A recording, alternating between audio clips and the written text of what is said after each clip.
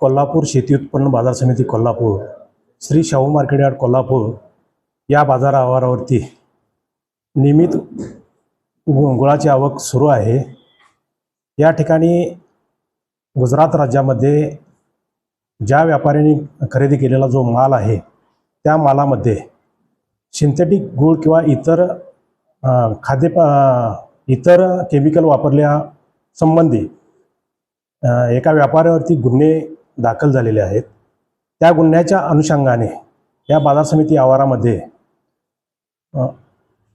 समिती आवारामधील दी Kolhapur grain merchant association यांनी परवाच एक पत्र दिलेलं आहे की जो कोल्हापुरी गूळ आहे त्यामध्ये कोणत्याही प्रकारचा कलर मिश्रित गूळ तयार करून आणू नये आणि त्या संदर्भात शेतकऱ्यांना आवाहन करावं अशा पद्धतीनं त्यांचं एक पत्र आलं।